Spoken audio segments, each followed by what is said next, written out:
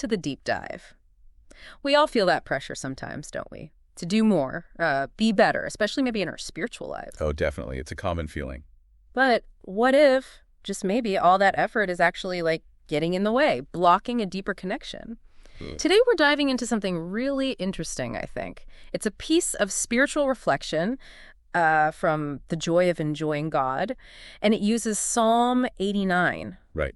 And this deep dive, well, it promises to sort of flip that whole performance idea around, give you a shortcut maybe to genuine connection and purpose. Yeah, what's really fascinating is how it takes this familiar idea, this spiritual concept, and just reframes it completely. Right. We hear so much guidance about action, about effort.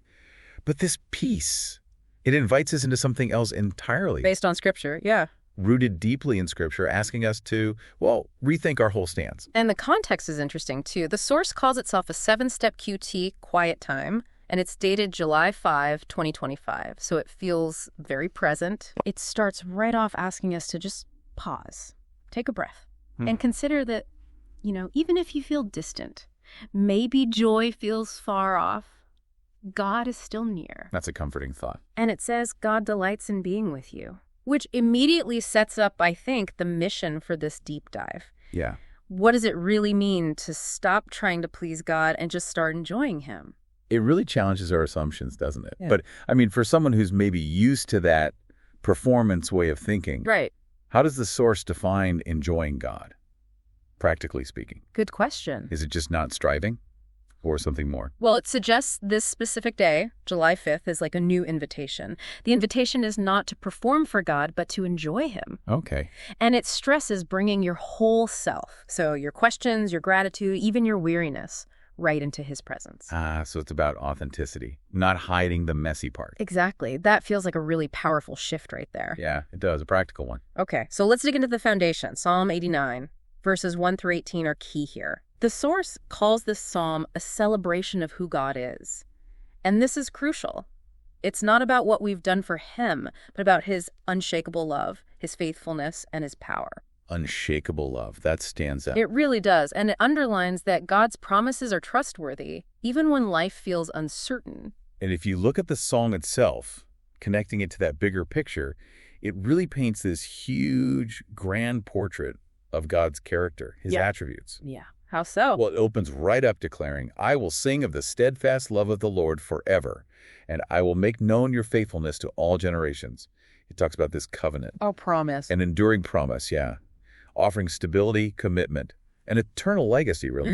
That sets the stage, a foundation of incredible stability. Okay, so it starts with stability, faithfulness, then... And it gets even bigger, showing just how vast God's perspective is. It sort of zooms out. Zooms out. Yeah, it describes God's cosmic power, His wonders being praised in the heavens. It asks, who in the skies can be compared to the Lord? Nobody, basically. Right. It emphasizes His sovereignty over all creation, calming the raging sea, crushing enemies, owning everything. It says, the heavens are yours. The earth also is yours. The world and all that is in it, you have founded them. Wow. Okay, so immense power, ownership over everything. That's a pretty big picture. It is. And that vastness prepares us for the core insight. What really stands out is this consistent theme of God's overwhelming might, but also His character. His character. Yeah, things like, you have a mighty arm, strong as your hand, righteousness and justice are the foundation of your throne, steadfast love and faithfulness go before you. Power isn't arbitrary. It's paired with justice, love, faithfulness. Okay, so power and goodness together. Exactly. And all that leads right to the main point, the key verse the source highlights from the song. It's Psalm 89, verse 16. Which says, They rejoice in your name all day long. They celebrate your righteousness. They rejoice in your name. They celebrate your righteousness. Okay, so what does this all mean for us then? How does this apply? Well, that's where the source's reflection section really digs in. Right. It says, we often think our job is to make God happy by doing more, trying harder, being better. That sounds familiar. Very familiar. But the insight from Psalm 89, it says, flips that idea upside down. How so? It states pretty bluntly, God didn't create us to impress Him. He created us to enjoy Him. Bolded in the text, even. Enjoy Him, not impress Him. That's, wow. It's a fundamental shift, and it raises questions, right?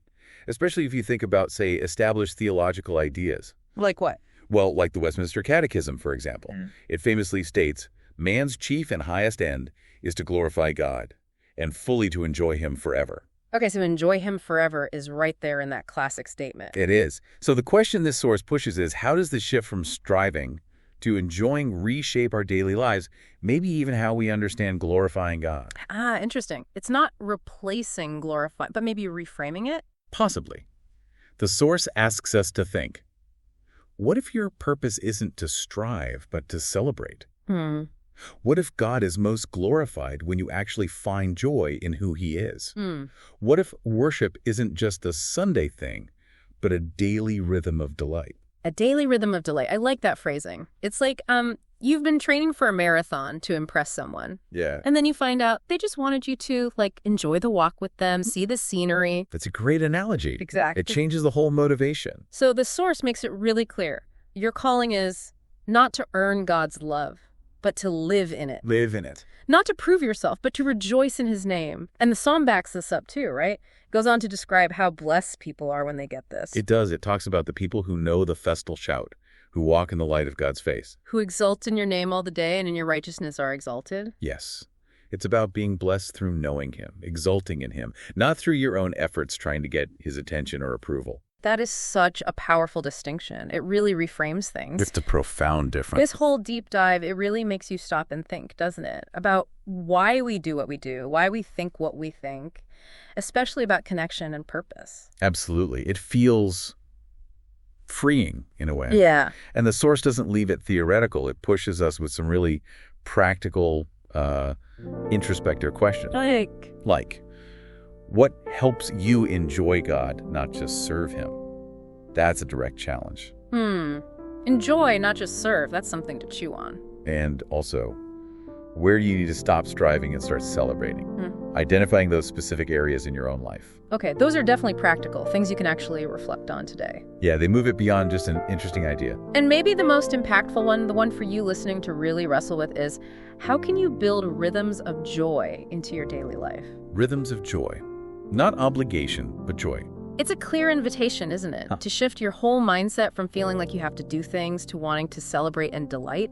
Yeah, and it really invites you to think, okay, what would that actually look like for me, personally, starting now? Concrete steps, maybe small ones. Could be. It's about finding ways to actually live this out. So as we wrap up this deep dive, there's a powerful prayer in the source material that feels like a good final thought. Okay. It goes, Lord, help me to enjoy you today. Not just to serve you, but to celebrate who you are. Teach me to rejoice in your name, not just on the good days, but every day.